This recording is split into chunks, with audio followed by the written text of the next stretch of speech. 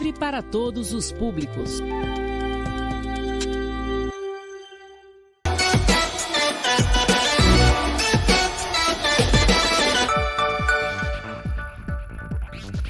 Olá, está no ar o Fora da Pauta. No programa de hoje, vamos conhecer um pouco sobre a Praça Cristo Redentor, bater um papo com o jornalista e escritor Nonato Nunes e falar sobre as datas comemorativas dessa semana. Para começar, você confere agora um bate-papo com ele, que é jornalista e escritor Nonato Nunes.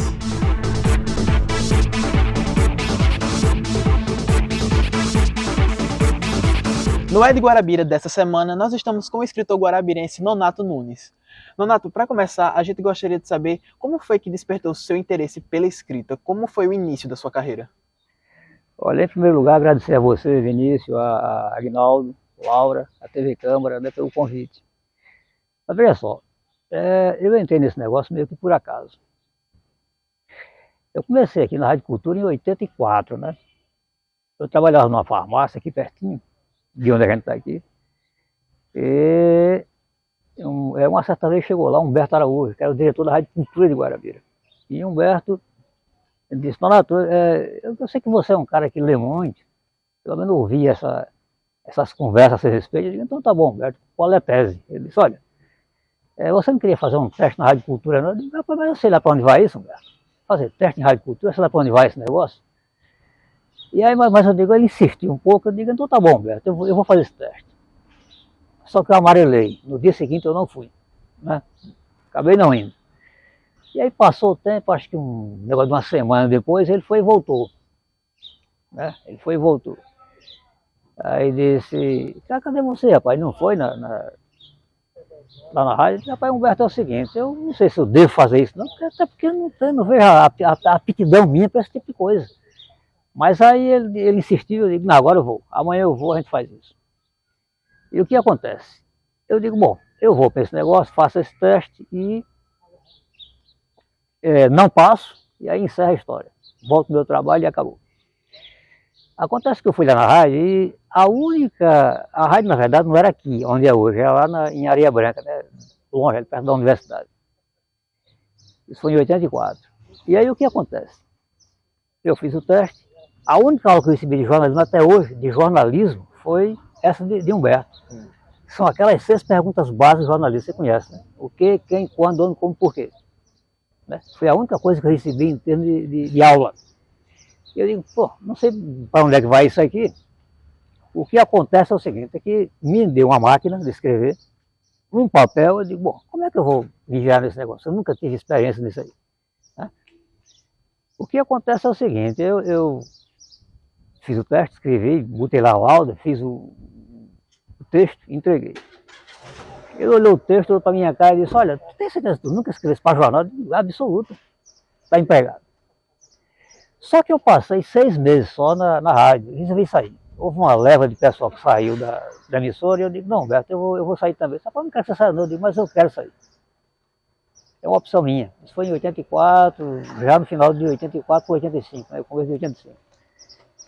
O que acontece é o seguinte, é que eu digo: bom, acho que o meu caminho é João Pessoa. Comecei a ir para João Pessoa, né? Em João Pessoa eu procurei Roberto Carlos de Oliveira, que era um cara que entendia muito de rádio, na Rádio Tabajara.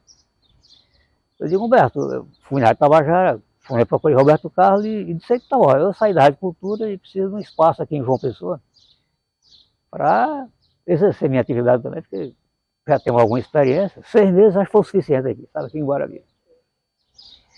E quando eu fui para João Pessoa, foi aquele vai e vem, né? Em 86, o Roberto Carlos Oliveira estava montando a equipe da Rádio Sanhauá, né, que é de Bahia.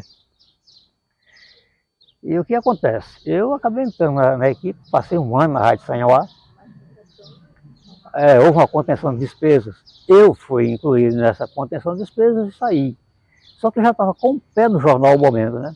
O momento, para mim, foi o melhor jornal que foi feito na Paraíba. Ele funcionou de 87 a 90, né? O período de existência do jornal. Comecei como repórter de geral, né? De rua mesmo. fazendo todas as matérias. E aí, acho que um ano depois, eu passei a ser o editor de política, né? E passei nessa função, acho que 2 anos seguintes.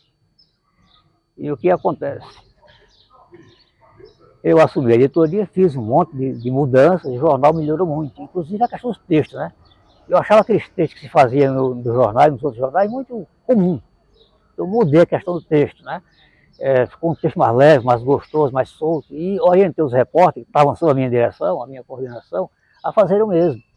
A não usarem o texto que era usado comumente nos jornais, né? Aquela coisa muito séria, muito sem leveza, vamos dizer assim, né? E nós fizemos um jornal interessante, que era o jornal mais lido, inclusive na universidade, em todas as repartições públicas, o Momento era o jornal mais lido. Isso começou a ganhar um espaço que começou a incomodar o Norte e o Correio, né? Que eram os jornais que disputavam com a gente a questão não só do leitor, mas também de publicidade, né? De espaço de publicidade, também de preferência do leitor. E o que acontece? O jornal demorou 3 anos de existência e acabou fechando porque não havia mais interesse, porque havia um lobby, inclusive, contra o jornal, e fechou. Eu, na verdade, eu não sou de Guarabira, né? Eu nasci em João Pessoa, mais ou menos naquela região ali de Gramame. Gramame, Mamuaba, nasci em 63. Só que eu vim para Guarabira em, acho que uns 6 anos de idade, 7 anos, nós começamos na década de 70 por aí, 69, 70. Né? Estudei no colégio estadual, aqui, escola técnica. Essa questão de colégio variou muito, né? Colégio estadual, escola técnica. Mas aí, a minha primeira escola aqui em Guarabira foi a de João Professor, que estava no bairro do Nordeste. O professor já é muito conhecido aqui, né? Então, foi meu primeiro professor. Meu pai é o Luiz da Silva, um agricultor, um camponês simples, né? Minha mãe é uma dona de casa. Meus tios tinham farmácia aqui, foi onde eu comecei mais ou menos em 12 anos de idade, foi quando eu comecei aqui em Guarabira, né? Em farmácia. Eu conhecia mais farmácia que jornalismo. Tanto é que quando eu fui chamado para a Rádio Cultura, eu estava na farmácia, né? Trabalhando na farmácia. O jornalismo hoje ele é muito de coisa de ações imediatas, né? O que a gente está conversando aqui pode ser feito agora em tempo real, ou gravado para ser posto no ar no mesmo dia, não é verdade? Ao contrário de antigamente, que você fazia um jornal, você trabalhava aqui, amanhã, colhia o material da manhã, para entregar ao meio-dia, o pessoal do meio-dia já iniciava uma nova etapa na produção do jornal, né, que é buscar o material na rua, trazer para a redação, redigir, entregar ao editor e depois fazer a edição de todo esse material. Quer dizer, é uma coisa mais complicada. Hoje não, hoje está muito mais fácil, tudo mais fácil. Uma coisa interessante hoje, viu, Vinícius, é que as pessoas hoje elas não têm mais disposição de ler uma matéria de jornal. Por exemplo, uma página inteira, você não lê mais. Não tem mais sentido você ler uma página inteira de jornal. Você vai na internet e lê 4, 5 tópicos e está bom demais. Está certo o suficiente. Eu encontrei uma matéria um dia desse que eu achei interessante. A matéria é o seguinte, não tinha o que, quem, quando, onde, como, porquê. Não sei como é que se põe aquilo no ar. Juro a você. Ela tinha acho que umas 10 linhas no máximo, mas não tinha o essencial da matéria. Não tinha horário, não tinha local, não tinha nada. Então, o jornalismo hoje é o que eu chamo de fast food, esse de consumo rápido. E para mim isso, sinceramente, matou o jornalismo de jeito. Não tem mais jornalismo de jeito nenhum.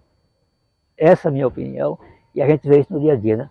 Estamos criando um monte de profissionais, na sua grande maioria, medíocres. Infelizmente eu tenho que dizer isso.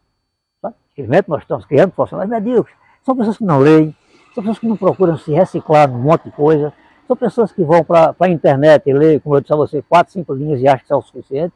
Não é. O conhecimento, Vinícius, ele é cumulativo.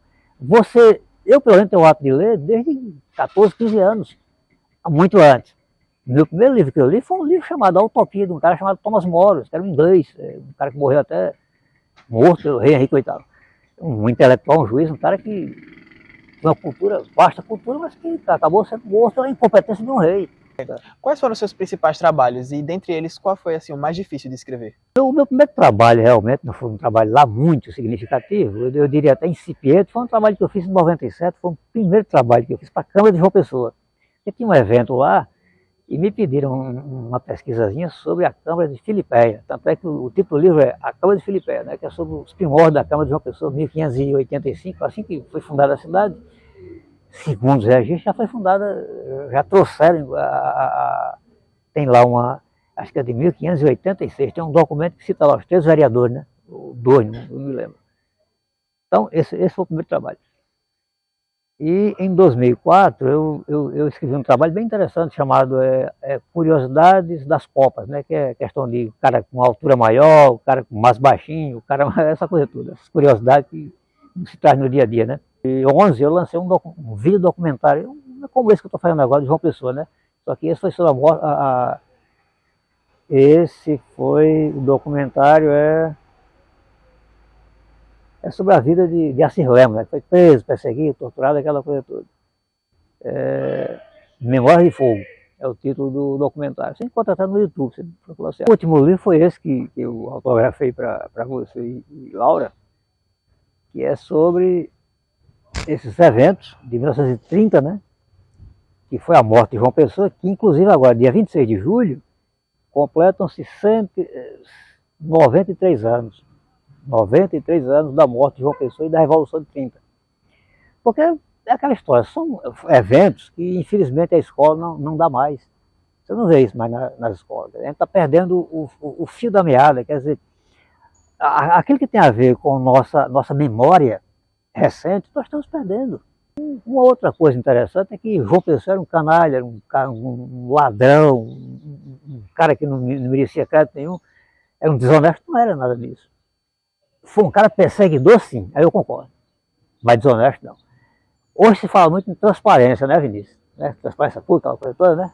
Porque transparência, aquela coisa. O João Pessoa foi o primeiro que eu saiba a adotar a transparência pública na condução administrativa. Ele publicava todos os dias o balancete do Estado, que saiu e que entrou, né, a questão da contabilidade mesmo. Ele publicava isso todos os dias na União. Mas o fato é que o João Pessoa, eticamente, não era um cara, assim, em termos de administração, era um cara correto. Um cara correto. E esse foi o nosso Ed Guarabira com o jornalista e escritor Nonato Nunes.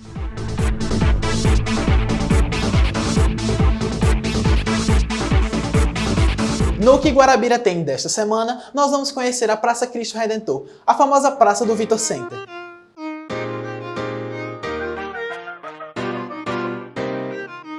No Que Guarabira Tem de hoje, nós estamos na Praça Cristo Redentor, localizada entre o Vitor Center Hotel e a Praça do Novo Milênio.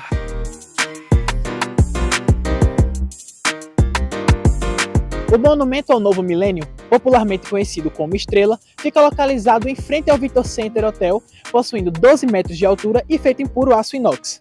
O arquiteto responsável pela construção do monumento é o paraibano Regis Cavalcante.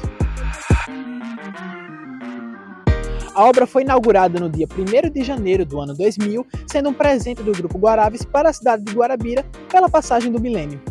Há alguns anos atrás, a praça era utilizada como palco para a Festa da Luz. Atualmente, ela serve como local de recreação, realização de eventos culturais e também de atividades físicas.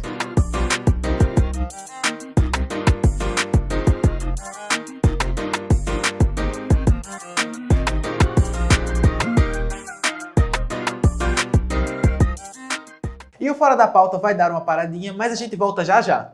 A Câmara de Guarabira trabalha pelo bem da população e só no primeiro período foram aprovados 959 requerimentos, 64 projetos de lei do Legislativo, 26 projetos de resolução e foram realizadas 6 sessões especiais, além de audiências públicas que debateram sobre melhorias na qualidade de vida dos guarabirenses. A Câmara melhorou sua comunicação, criou a TV Câmara, com programas semanais, implantou o sistema de informação ao cidadão e ouvidoria, disponibilizou o novo portal de transparência e promoveu melhorias estruturais. É a Câmara de Guarabira trabalhando muito para ficar mais perto de você. Estamos de volta e vamos agora conferir sobre a 16ª Cavalgada da cidade de Araçagi. No último domingo, ocorreu a 16ª tradicional Cavalgada da cidade de Araçagi. A tradição do povo araçagiense vem se consagrando como a maior cavalgada da Paraíba, e nessa última edição tivemos mais de 4.000 cavaleiros e amazonas. Se fizeram presentes no evento diversas autoridades, e dentre eles, o presidente da Casa Osório de Aquino, Raimundo Macedo. Quero aqui agradecer à prefeita Josilda pelo grande evento realizado no último domingo lá em Araçagi, uma das maiores cavalgadas da Paraíba, e eu tive o privilégio de participar, e Araçagi está de parabéns com a administração da prefeita Josilda. Na última terça, dia 25, nós comemoramos o Dia Nacional do Escritor, e nós do Fora da Pauta conversamos com alguns escritores que nos falaram sobre a importância dessa profissão. Olha, o escritor é uma figura importantíssima em qualquer sociedade, né? O livro é um objeto transformador que pode mudar a face de uma cidade, de um país e do mundo. O escritor é algo fundamental na mudança de qualquer sociedade. Necessário que tenha o apoio para que continue exercendo essa profissão tão nobre, né, que é o ofício de escrever. O escritor, ele tem uma importância ímpar numa sociedade pelo seguinte, ele vive num mundo diferenciado dos seres humanos comuns. Ou seja, o escritor ele tem um modo de pensar diferenciado. O seu raciocínio é diferente. O próprio Pablo Neruda simplificou o que é um escritor. Se aquele cara começa com inicial maiúscula, coloca algumas palavras pelo meio e no final coloca um ponto final. Quer dizer, isso é muito fácil para o cara que tem facilidade de escrever, né? É muito fácil. Mas para o ser humano comum, isso não é tão simples assim, né? Então escrever é muito difícil. Porque há uma série de pré-requisitos, como escrever bem, como pontuar bem, como falar bem, expressar bem. Então o escritor é uma profissão difícil. Infelizmente a gente está em extinção. Essa que é a verdade. E o Fora da Pauta vai ficando por aqui. Se você gostou, não se esqueça de deixar o seu like e se inscrever no nosso canal. Nos vemos na próxima sexta, a partir das 18 horas. Até lá!